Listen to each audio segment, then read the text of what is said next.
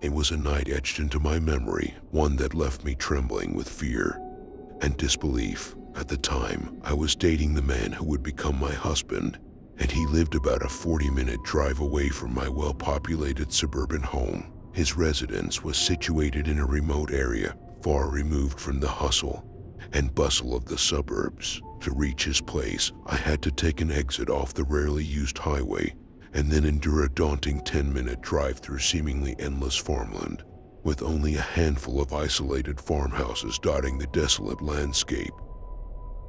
That night, my shift at work ran late, and I decided to spend the night at my future husband's place. As I set out on the highway, I noticed a gold pickup truck pulling up alongside me. Initially, I didn't think much of it. However, my unease grew when the truck continued to drive directly next to me on the mostly empty 3-lane highway. This was peculiar, to say the least.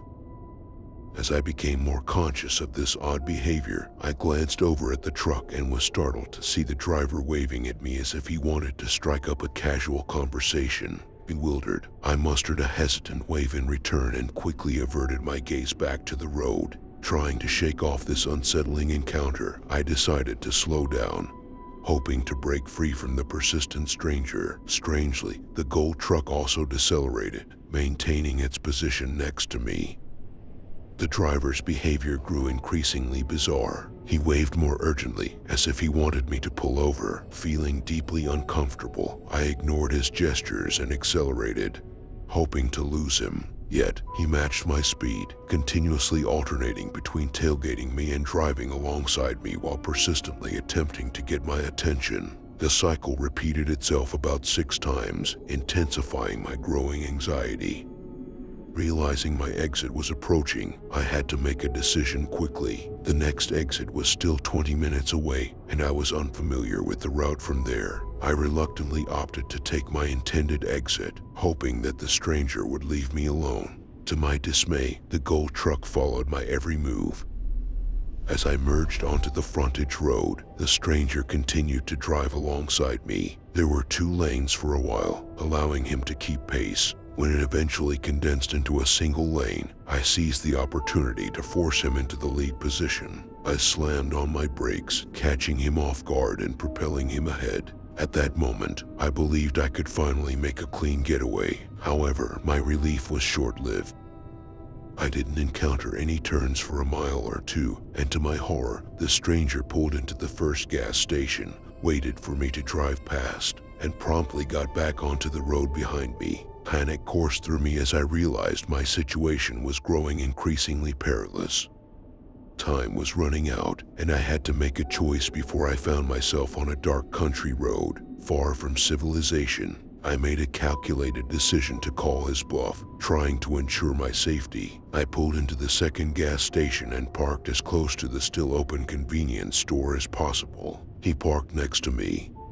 Summoning all the strength I could muster, I gave him the most ferocious, furious glare I could conjure, rolled my window down just a crack so he could hear me, and unleashed a scream, warning him to stop following me or face the consequences. He merely smiled back at me, never uttering a word or departing. My heart pounded in my chest as I dialed the police, my voice quivering.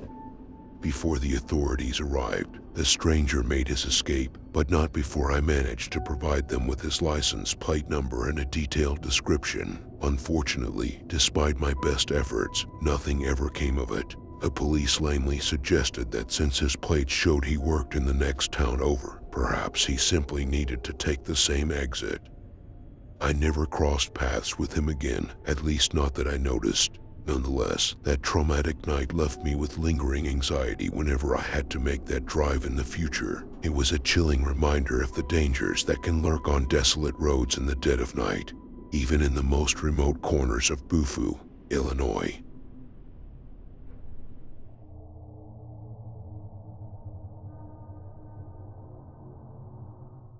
Currently, I find myself embarked on a journey through Southeast Asia alongside my 2 brothers. Today, we arrived in Saigon, eager to explore the city.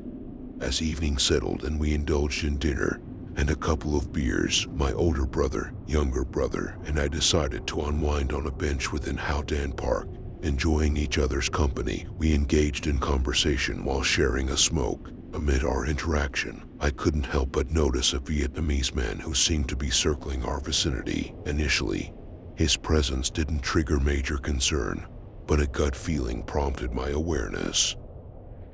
Within a span of minutes, my attention was caught by another Vietnamese man dressed in the attire of a Grab delivery driver. This individual exhibited peculiar behavior, casting frequent glances in our direction. Both of these strangers seemed to be engrossed in phone conversations, and a hunch arose that they might be coordinating their actions. Given the foreign environment, my youngest brother voiced his unease, urging us to depart from the area. However, the nearest park exit was a considerable 600 meters away. As we set off on our walk, I observed that both Vietnamese men had hopped onto mopeds, trailing our steps through the park. Their actions were becoming increasingly suspicious, often concealing themselves behind trees while maintaining their vigil over us. Subsequently, they sped past us on their mopeds and stationed themselves at a bench along the path, seemingly lying in wait for our passage. My instinct kicked in, and I opted to veer off the path and navigate across the grass toward the nearest exit, circumventing any direct confrontation. As we neared the exit, about 100 meters away, my younger brother glanced back to see one of the men sprinting toward us. In a courageous display, he assumed a fighting stance and questioned the stranger's intentions. The man's demeanor shifted, his posture shrinking as he began to speak softly. My younger brother and I maintained a safe distance, cautioning him to leave us be as we retraced our steps toward the exit. Meanwhile, the second individual, clad in motorcycle gear, was also making his way toward us. Contrary to our warnings, my older brother chose to approach the softly speaking Vietnamese man, seemingly attempting to comprehend his motives. My younger brother and I vehemently urged him to disengage, fully aware that he was putting himself in a precarious position. The Vietnamese man's words managed to quickly earn my older brother's trust, a mere 5 seconds before he abruptly reached out and grabbed my brother's groin. It was a shocking violation of personal space that caught us off guard. Prepared for a potential altercation, I braced myself for any further developments, unsure of the men's intentions beyond the unexpected gesture. In the aftermath, our shouts of indignation spurred the men into retreat. A pertinent detail is that both my younger brother and I are actively engaged in competitive MMA fighting, a fact that I've shared on Reddit by posting one of my fights for verification. Despite our combat skills, the situation caught us off balance, and we refrained from resorting to violence against the men. Our response primarily consisted of verbal confrontation as we ushered them away from us.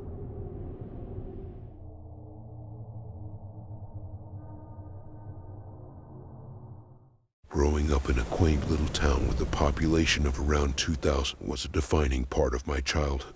A place where everyone knew each other or at least recognized each other's family members. The sense of security that enveloped the town was due to its mostly middle-class, hardworking families and a negligible crime rate. My formative years in the 90s were filled with a strong feeling of safety, something I cherished deeply. One summer, my closest friend Jenny and I, both aged 11 or 12, embarked on a carefree bike ride, relishing our newfound freedom. Our little town allowed us to explore as long as we stayed within its confines and obeyed the helmet rule. As we pedaled along, we stumbled upon a new road under construction, a shortcut connecting the main neighborhoods. At that point, the road was nearly complete, waiting only for a fresh layer of pavement and paint. Jenny and I, curiosity in tow, decided to bike down the unpaved stretch. With the road about 1 kilometer long, we were halfway through our adventure when something caught our attention. A man, probably in his early 30s and remarkably handsome, was walking along. I couldn't place him, and Jenny was equally clueless. As we approached, he broke into a warm smile, greeting us in a friendly manner, responding in kind. We exchanged pleasantries, our initial trepidation melting away as he seemed harmless. Curiosity compelled us to engage in conversation. He introduced himself as a photographer from a nearby city, scouting for models for his new postcard venture. His praise flowed freely as he spoke about our beautiful features, insisting that we had the ideal look for his project. He mentioned that we could become models and even suggested taking our pictures then and there. Flattery enveloped us, creating a sense of specialness we hadn't felt before. Enthusiastically, we agreed to his proposal.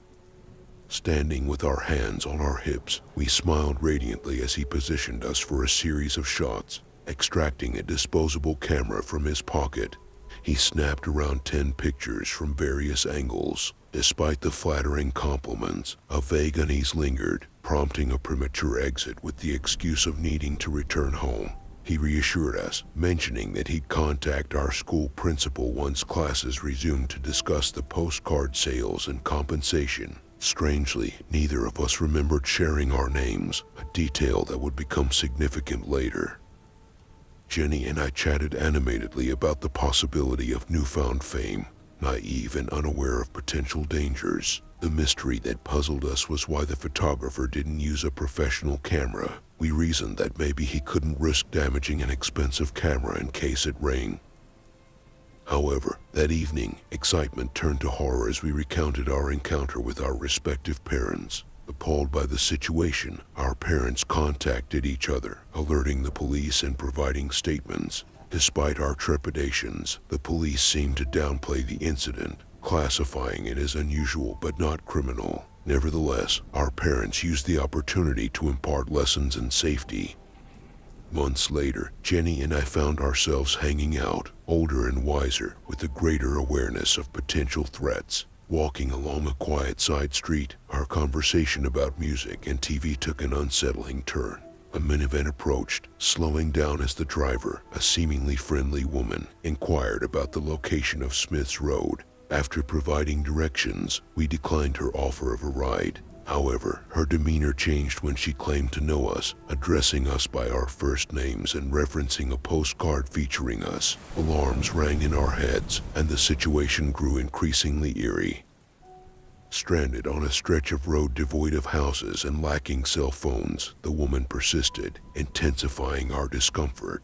However, as Jenny locked eyes with the van's interior, her demeanor shifted from chatty to rigid, her unease palpable. Suddenly, she screamed, "Run!" The command was instantaneous, and we fled, leaving behind a puzzling scene. We found safety at a nearby school teacher's home, recounting the incident to her. Jenny's revelation was chilling. She had spotted the photographer from the previous summer crouched in the back row of the minivan. Her gut feeling had warned her of impending danger. Police and our parents were promptly informed. We provided detailed descriptions of the vehicle, the man, and the woman. Regrettably, the police never located them, and our brief and terrifying encounters remained unresolved. The impact of those incidents left us with deep-rooted trust issues concerning strangers, manifesting in nightmares that haunted me well into adulthood. This experience underscored the importance of teaching children about the potential dangers posed by strangers, regardless of their demeanor. My encounter could have led to an even more harrowing outcome if circumstances had taken a slightly different turn. It serves as a stark reminder that vigilance and education are paramount in safeguarding the well-being of our children.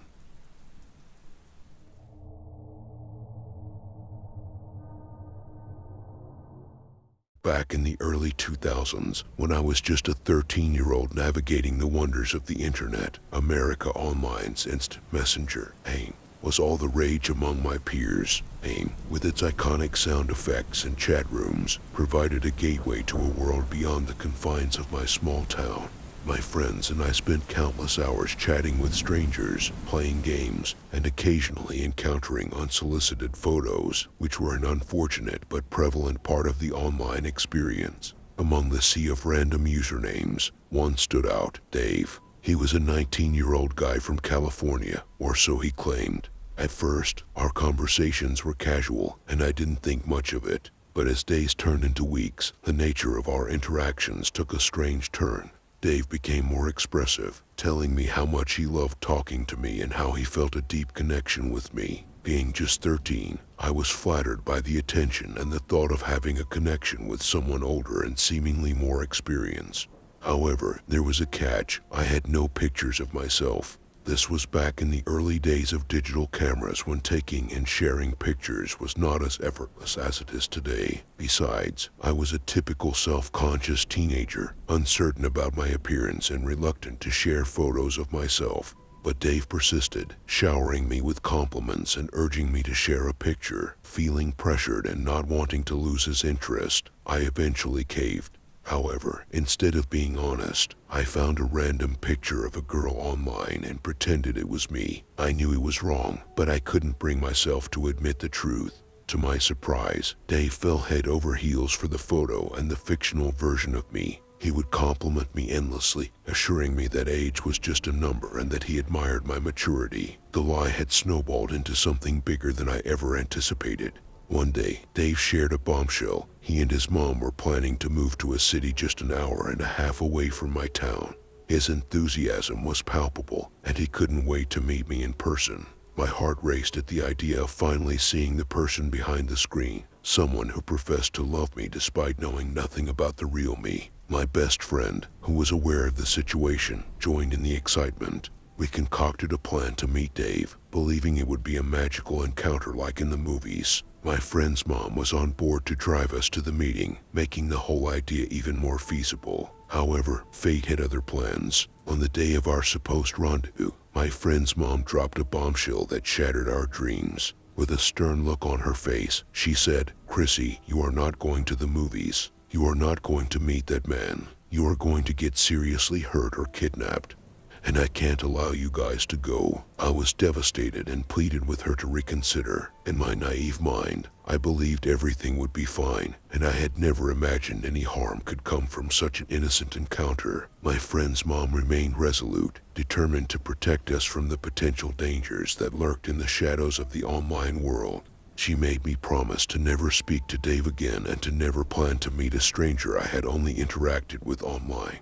Though I was disappointed, her concern for our safety made a lasting impression on me. Unbeknownst to my own mom, I had come dangerously close to meeting a complete stranger who might have posed a serious threat. It was a chilling realization that shook me to my core. That incident served as a turning point in my online interactions. I became more cautious, realizing that the digital realm could be a deceptive place. I swore off chat rooms and strangers, focusing more on real-life connections and friendships. Though I never spoke to Dave again, I couldn't help but wonder what kind of person he truly was. Had he been sincere, or was he just another internet predator preying on the innocent? The questions lingered in the back of my mind, reminding me of the thin line between virtual reality and real-world consequences. Looking back, I'm grateful for my best friend's mom, whose intervention saved me from potential harm. Her words echoed in my mind, teaching me a valuable lesson about online safety and the importance of being vigilant in a digital world filled with unknowns. In the end, I learned that age, distance, and even apparent innocence should never be an excuse to disregard caution and put oneself at risk.